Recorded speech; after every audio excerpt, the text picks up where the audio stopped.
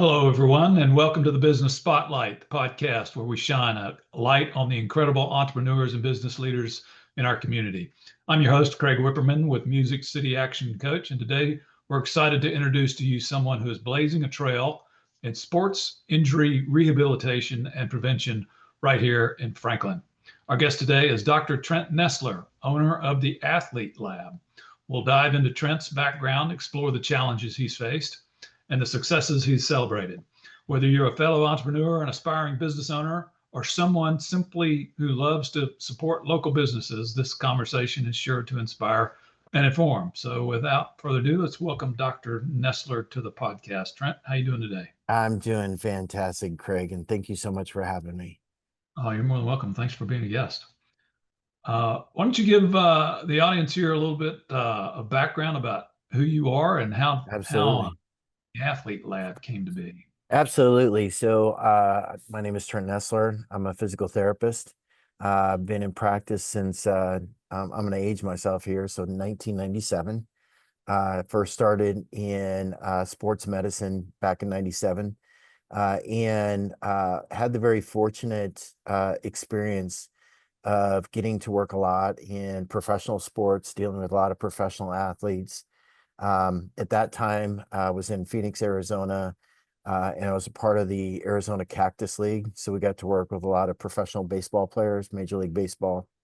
And at that time, I was treating a ton of shoulders, obviously pitchers and catchers. I was seeing a lot of shoulder injuries, and very early on in my career, started to work with a lot of young athletes who had torn their ACL. And I specifically remember a 2-week period of time. I had a very busy sports medicine practice. I was actually located right across the street from the Seattle Mariners and the Padres, which was awesome. But I was seeing a lot of ACL injuries. I remember a very specific period of time, over a 2-week period of time, where we had 21 ACL reconstructions walk into our office. And obviously, we had a very large office. We had a very large staff, and we were kind of known for being very much on the progressive side of ACL rehab. And at that time, I was treating these young athletes, and I was seeing movement patterns that I knew intuitively was putting them at risk for re-injury. Despite all the things that I was doing as a physical therapist and as I was advancing them forward, I was seeing a lot of movement patterns that I knew intuitively had put them at risk for ACL injuries. So it was at that point I really wanted to kind of take a deeper dive and really jumped into analyzing ways to assess athletes for risk. And so started this venture of trying to find a better way to assess this. So I went back to school, did my doctorate while I was still practicing, and started to work on this assessment for assessing athletes. Fast forward that to 2015, and I had partnered with a technology company to develop a movement assessment, which is today called the VMOVE Plus AMI, or Athletic Movement Index. And we created this movement assessment to identify movement patterns in athletes using wearable sensors. So since we launched it back in 2015, we now have systems in 5 different countries, and we've collected movement data on over 90,000 athletes. And so as it sits today, it is the largest movement database in the world for human movement. So what we ended up doing is using that information to create better exercise programs to really drive human movement. I'm sorry, there's somebody talking behind me. Apologize for one. So we use that to really start to develop better ways to assess human movement, and really develop better exercise programs to change that movement. And that's really kind of what the Athlete Lab is all about.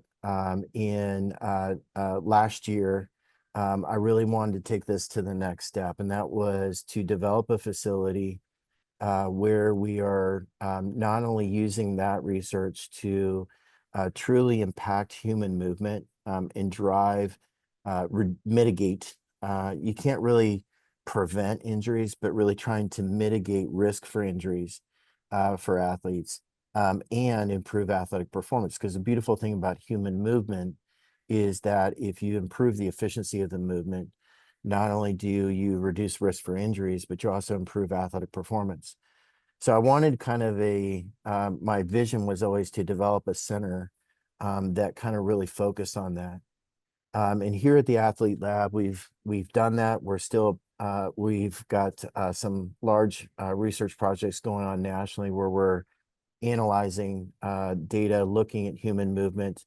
Matter of fact, some of our data is even being presented at current sports medicine conferences because we're finding things that others didn't even know yet. I'll just give you a quick example. If you have a concussion, you're 3 times more likely to tear your ACL up to 3 years post-concussion. So we know that from the research, but we didn't really ever really know why. And so one of the things that we found is that if you are doing, let's say, a single leg hop, is that when you do a single leg hop and you've had a concussion, you're less likely to be able to stabilize your knee. Your knee is going to go in towards midline. Your pelvis is going to drop, which all are movement patterns that put you at risk for ACL injury.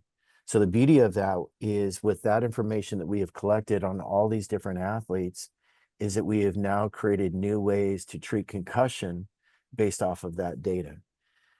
So here at the Athlete Lab, that's essentially what we're trying to do is continue to be on the innovative side of things and really trying to mitigate risk for injury, improve athletic performance, but also the true goal is to change the way that we approach athletic injuries in sports.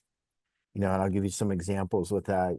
Here at the Athlete Lab, we use cold plunge, we use a red light therapy bed, we use blood flow restriction training, we do neurocognitive training, which is important because it's how an athlete processes, if you're going down a basketball court, how an athlete is processing where their opponents are and where their body needs to be relative to that opponent, which are all things which help immensely, not only from a performance standpoint, but also from an injury mitigation standpoint. But then also, we're also combining peptides. There's a big rage on the use of peptides. So we're actually involved in a national research project where we are using peptides as a part of the rehab process. What I call it, all of these different things in isolation are really kind of biohacks. Red light therapy is a biohack, class 4 laser is a biohack, cold plunge tanks a biohack. And what we do is we stack them all together. And so it's a term that I call biostacking. So we're combining all of these different biohacks that we know in the research are very good and they're very effective. They're evidence-based. And what we're finding is that by stacking them together, we're not only having a 1+1, we're having an exponential increase or improvement in overall performance. So we're seeing that not only with our athletes. I work with a lot of kind of special operations folks who are recovering from injuries. And what we're seeing is that we're able to, by leveraging all of these different things, is that we're cutting rehab times by about 40 to 50%. And Wow. people are like, oh, that's just hearsay or that's just anecdotal. But if you look at the individual research about what BFR does, for example, for an ACL, what BFR does not only for quad recruitment, but also for the graft. So when you use BFR and you use it early on, that's blood flow restriction training, and you use it early on in an ACL rehab, the graft actually matures at a faster rate.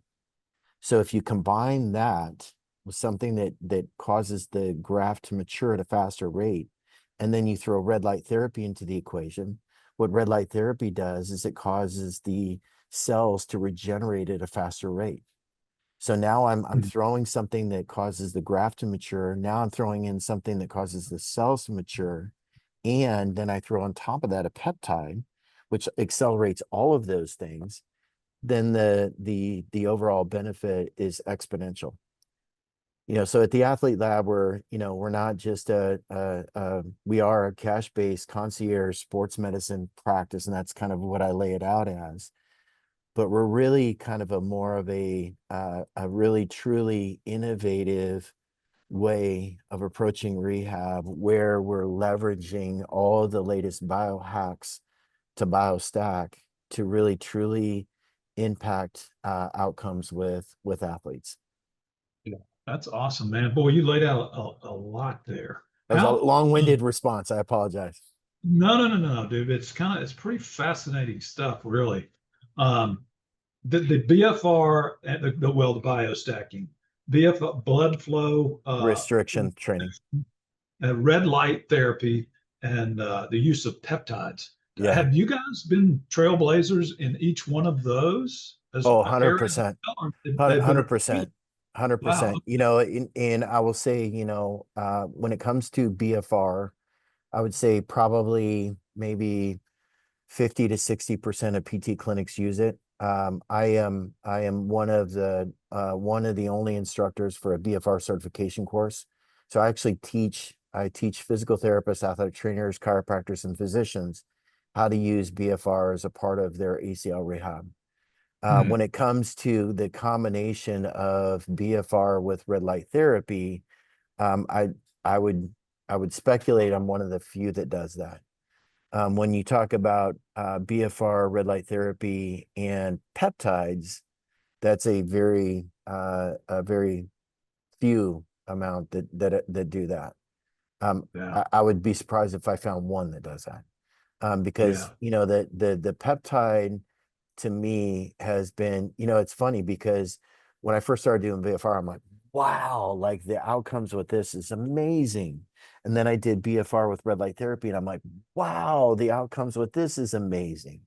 And then now throwing in the peptides, I mean, it's just each step kind of accelerates it a little bit more and a little bit more. But really, Yeah.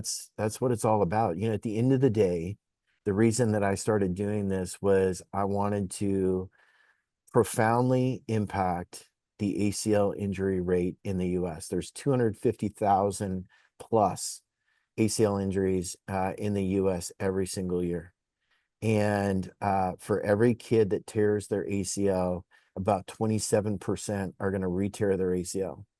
And when you think about ACL injuries, it's not just an athletic injury; it is a life-altering injury. Because if you look at the stats related to somebody who's torn their ACL and post athletic career, they're more likely to have heart disease. They're more likely to have total joint replacements. They're more likely to have diabetes, because what ends up happening a lot of times is the knee is never the same, because it's never fully rehabbed back to where it was prior to the injury. And that's a Hmm. problem, especially in Yeah. athletics. So it adds Right. to all these downstream health consequences, mental, physical, etc., that currently are not fully measured, but we're just now starting to understand. Yeah. So the use of BFR and the biostacking, Yeah. that you talk about, that's reactive though, right? That is that's Yeah. So yeah, to address to the to injury. to a degree. I've got quite a few athletes. Matter of fact, I've got two young ladies right now from Scotland that come in and do a movement assessment with me using our technology. And then what I do is I build a program for them on the preventative side, so helping them mitigate their risk for injury. Again, not Okay. that you're ever going to prevent an ACL, but you can significantly mitigate the risk for ACL. So how many? Uh, it seems like anybody who is participating in any kind of athletic Mhm. activity could benefit from having Absolutely. their movement assessed Yes, and mitigating, like you say, at least lowering the risk. Is that absolutely. part of what you're trying to provide and Yeah, serve? and so, with the movement assessment itself, we've got 450 systems across the US. So there's over 450 different providers using the system. And I have certified over 600 PTs and clinicians, I should say, really clinicians, across the country in how to use that information to create better programming. My goal with the Athlete Lab is kind of always being an innovation hub. And my goal, quite honestly, is to show a successful business model for this type of setting, and then try to go and replicate that across the US. Hmm. So what's is there a mix of rehabilitation versus prevention that your business consists of now, or is it Yeah, mostly one of the? I would say the majority of my business is rehabilitation. But I would say that, a significant portion, probably 10 to 15 to 20%, go for on to continue on for the preventative side. Hmm. You And so know, how do you market that? How do you market the prevention piece? And who are you marketing to? Is it professional athletes yeah, primarily? yeah. So I don't really promote as much the preventative side as I do the performance enhancement side. Because the cool Hmm. thing about human movement is that if you improve the efficiency of human movement, you create a system that absorbs force better, which means you mitigate risk for injury. But if you improve the way that the system moves, you also improve force generation, which means you improve athletic performance. And what I find is that, when I'm talking to coaches, I'm talking to athletes, talking to organizations, yes, they care about injury prevention, but they really care about performance enhancement. So I really try to loop the two together, and share with that. For I give, for example, a major population that I deal with is mixed martial arts, and a lot of my athletes that come in here, a lot of them I get on recovery programs. So using some of these things to help them recover, because the type of training that we do is very, very intense, and it breaks down your body. I mean, you're literally taking every single joint in your body to its in range of motion and making it pop or you tap. And you do that on a daily basis, and you do it for years and years and years. Eventually your body starts to break down. So what I'm trying to do here as well, for that community, is really provide them a place where it is, there's a lot of recovery zones and these different recovery businesses out there. But what they're not doing is combining the knowledge of physical therapy with recovery, and how you can use that as a part of your training regimen to improve your performance, improve your recovery. Because between your sessions, between your workouts, between your training, if you're recovering better, that means the next time you go on the mats, one, you're going to get injured less, but two, you're going to perform at a lot better Hmm. pace. Yeah. So injury prevention is the same thing, uh, maybe not the same thing as performance enhancement. Yes, So that's how you if market it. if if it's done if it's done right. Yeah. Performance Awesome. enhancement doesn't always mean injury prevention, but if it's taken in an approach from a human movement perspective, and I mean measurable changes in the quality of movement, because Hmm. there's a lot of performance enhancement programs out there that you'll see an athlete jumps up in the air and they land and both knees go in towards midline. Now their vertical jump may have improved, but their knees going in towards midline means that they're at great risk for an ACL injury. On the other hand, if that same athlete is trained from a movement-based approach, that's what I call it. If they're trained from a movement-based approach and they jump up in the air and they land, both knees are solid pointing straight forward, and they're generating more force, then their vertical jump goes up, their power output goes up, and they're at less risk for injury. Hmm. So how are you, can I ask this question then? How are you Yeah. marketing performance enhancement then? Most of it is, quite honestly, most of it is done through social media. So Oh, I really? do, yeah, I do, I'm big on education.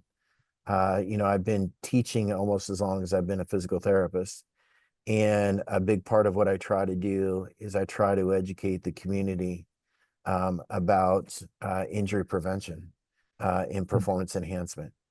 I try to talk about movement. I just had a video recently that went viral. I think right now it's around 550,000 views.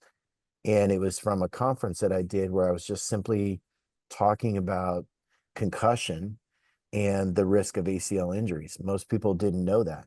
And the sad part of it that is that particular knowledge has been out in the research for almost 12 years.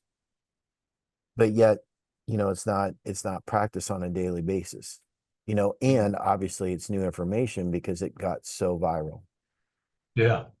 So you brought that up, and you mentioned it a little while ago. I'm just curious, what changes in the treatment of concussions has Yeah. occurred since you guys learned that about its association Yeah. or So traditionally, if you had a concussion and, I'm not a concussion therapist, I'm not a vestibular therapist, but traditionally, if you got a concussion, you came in and saw me and I was a concussion therapist, I'm going to work on your balance. I'm going to work on your vestibular system, how your eyes are coordinating together. I'm going to help you manage your concussion symptoms and improve your concussion symptoms. I may do cervical mobilizations. I may have you do some balance stuff, may have you do some cognitive processing, like doing math equations while standing on one leg, all of that, which is very brain centric. One thing that we did not do as a part of that sequence is have you do single leg squats or have you do a multi-directional hops or have you do something along those lines, because we never knew about the ECL risk associated with it. And what we see from our data is that athletes who've had a concussion, if that is not trained as a part of their return to play, is that when they go back to the field, and if that athlete was standing on one leg, their pelvis would drop and their knee would go in Mhm. towards midline because they haven't reconnected that brain with all of the sensory inputs from their body. Interesting, very interesting. And so you've been able to reduce the rate at which ACL injuries occur after a Yeah. concussion. Yeah. And you've Yeah, measured and it. in a big part of that is neurocognitive, what we call neurocognitive training. So I've got Yeah. a device that basically it's on the floor. You've got an iPad in front of you. The iPad will there's 5 circles on this platform on the ground, and on the iPad are the 5 circles represented. It will flash a color in a certain circle, and if that's the color you're supposed to respond to, then you respond to it without looking and touching where that's at. So that Oh, makes wow. that connection between your limb and your brain without using your visual input. So I'm not actually looking at it. It's a type of training called implicit training versus explicit training. Explicit training, I'm looking at my limb as I touch. Implicit training is I'm relying on the internal structures to provide me that sense of awareness of where my limb's at in space. Mhm. So you mentioned a few minutes ago that you have 450 systems Yeah. distributed across the United States. Is that movement monitoring systems? Is that what you were talking about? Yeah, so so it's a there's some hardware to it. So there's some wearable sensors. Hmm. The sensors are about yay big. They have what's called an inertial measurement unit inside of them. So it has an Hmm. accelerometer, gyrometer, magnetometer. So it tells you motion, rotation, acceleration data, all within 1% of a biomechanics lab. So you have these Hmm. sensors that you put on the individual, and then you have a software that is on the computer that is getting feedback from the sensors during the course of the movements that we're going through. So if I place these sensors on you and I take you through a movement assessment, for example, um, I receive at the conclusion over 4,700 data points on how you move. And it's from that information that, initial phases is I would go back and reverse engineer. Okay, so if your foot is falling, what are the 3 main muscles that prevent your foot from doing that? And how do I create an exercise program to address that? And if your Mhm. knee's going in, what are the three muscles that cause your knee, that prevent your knee from going in? And if they're not functioning, how do I train that? So Mhm. basically limb or joint by joint by joint, went back to each joint to see like what are the main, based on origin, insertion, and innervation, what are the main things that prevent those joints from moving in that way, and then create exercise programs around that. Wow. And so there's 450 of those systems Mhm. deployed around the US, and there Five are countries. oh, in 5 countries. Okay, Yeah. gotcha. And there are clinicians who are trained to implement the process Mhm. to monitor and then prescribe Yep. exercises. Is that right? I Yep. got that right. That's correct. That's correct. And Wow. and we've got data on just over 90,000 athletes. Hmm. Wow. And so 450 of those, did you uh, did you sell those systems to the Yeah, so clinic? it's a partnership between me and Dorsa V. And Dorsa V owns the technology, and we co-share the IP for what is called the EMI, the Athletic Movement Index. Mm-hmm. And it's basically they sell the systems, and it's a monthly fee for the clinic, which it's a nominal fee, which basically they can make back after one assessment. Mm-hmm. So from a monetary standpoint for the clinic, it's a good way for the clinic to actually make revenue, and Mm-hmm. it's a good way to standardize. That was my goal, is that in the world of physical therapy, like there was no standard assessment. If you had an ACL injury, there was no, across the country, there's no standard assessment for determining if you're ready to return to play. And Wow. 27% re-rupture their ACL in as little as 3 years. Wow. That's And 79% have osteoarthritis in 12 years.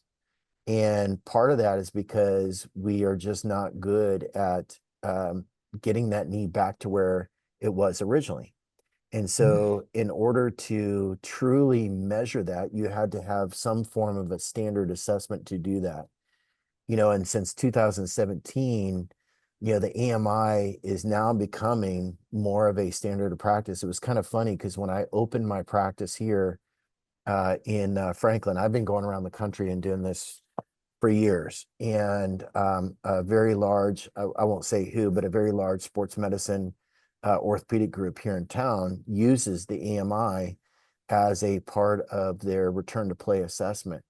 And when I met one of the orthopedic surgeons, he actually came into the clinic, and I gave him a copy of, I have a book I wrote, and I gave him a copy of my book, and he was looking at it, and he's like, AMI. He's like, what's your relation to the AMI? I said, well, I developed it. And he had no clue that the assessment that he was using for his ACL patients to return to play was something that I created back in 2017. wow. That's amazing. So we're coming down the home stretch here, Yeah. Dr. Nessler. Let me tell you, there's 3 questions I always like to finish up with. Yes, sir. Here's the first one. And yeah, we'll start with this one. It's is there a book that you've read recently or maybe early on, business related, or in your case, obviously very technically related, that has served as an inspiration or go-to for you in your business or in your practice? Or is there a Uh, person you looked up to or who has mentored you Well, or yeah, I'll say two things. Book yeah. wise, probably nobody's ever heard of it. It's called Palestanga. It is a biomechanics book on how, based on origin insertion, and how muscles function both in an open kinetic chain and a closed kinetic chain. That was probably one of the most influential books for me in truly understanding human movement. When it comes Mhm. to inspiration from a business perspective, that would be my father. My father owns a very large construction business in Phoenix, Arizona. And very early on, when I was 10 years old, he broke his neck and became a quadriplegic. And he had just started this business, grew his business from a wheelchair to being one of the largest in Phoenix, Arizona. And then when I graduated PT school, I got him, I was seeing things happen with his body that wasn't normal. So we got him up and I trained him for about 16 weeks and we got him up and walking again for the first time in 25 years. And then uh, tragically, about 2 years after that, he was involved in a car wreck, thrown from a car, so suffered a C1, C2 spinal cord injury. So he's a complete quad, and still took his business from being largest in Arizona to being one of the top three construction companies in the U.S. From a wheelchair. And so, he never really told me, you got to do this, you got to do that, but he showed me through his actions, that, if somebody who can go through that kind of life tragedy and still be successful at what he does, that anything is possible. And it's always been kind of an inspiring piece to me, about what he's been able to accomplish, despite the fact he was in construction and despite he was growing that from a wheelchair. That is awesome, man. That's fantastic. So, having two incidents that caused him to be I know, paralyzed, right? really, that's kind of, Yeah. and coming back from both of them is, I mean, hopefully he's writing a book or somebody's writing down his. I keep telling him he needs to. I keep telling him he needs to, but he has not.